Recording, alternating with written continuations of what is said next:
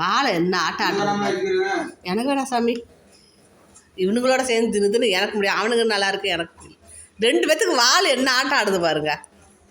ஐஸ்கிரீமை பார்த்தா அந்த வால் அப்படி ஆடும் போல இருக்கு. அவ்வளோ சந்தோஷம். வாழை பிடிச்சி கட் பண்ணி விடுங்க.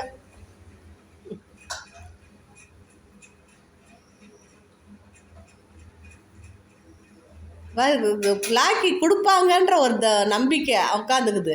டாமி தான் அப்படியே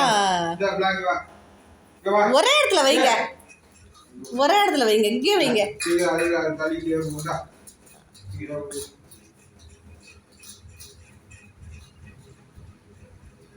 ஐஸ்கிரீமில் என்ன இருக்கோ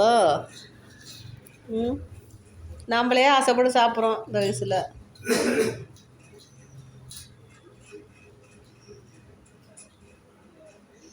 அது கொஞ்சம் கூலிங் குறைய விட்டு கொடுக்கணும்.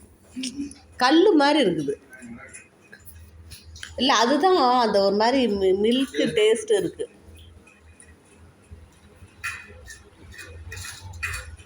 ஒரு நாள் விட்டு ஒரு நாள் ஐஸ்கிரீம் சாப்பிட்றதே என்னைக்கு டாக்டர் திட்ட போகிறாரோ தெரியல.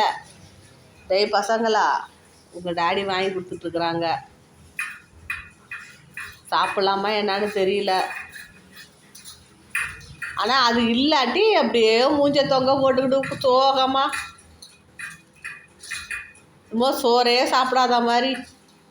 உங்களுக்கும் இன்றைக்கி சிக்கன் ஈரல், ஆளுக்கு ஒரு பெரிய பெரிய ஈரல், நல்ல பெரிய கோழியாக இருந்திருக்கும் போல இருக்குது. வெறும் கையாகல அந்த ஈரல், ஆளு ஒரு ஈரல், கறி, சாப்பாடு.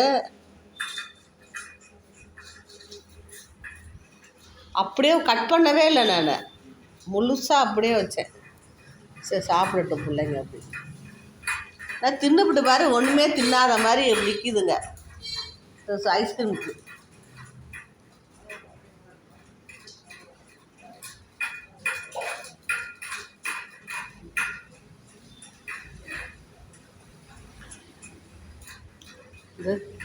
இங்கேருந்து இங்கே தள்ளிட்டு போயிட்டான்.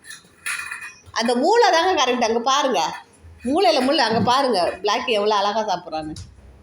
மூளையில் இடமே வச்சு விட்ருங்க, நகராமல் இருக்கு 2 பேர்த்து. இந்த மூலையில் ஒன்று, அந்த மூலையில் ஒன்று.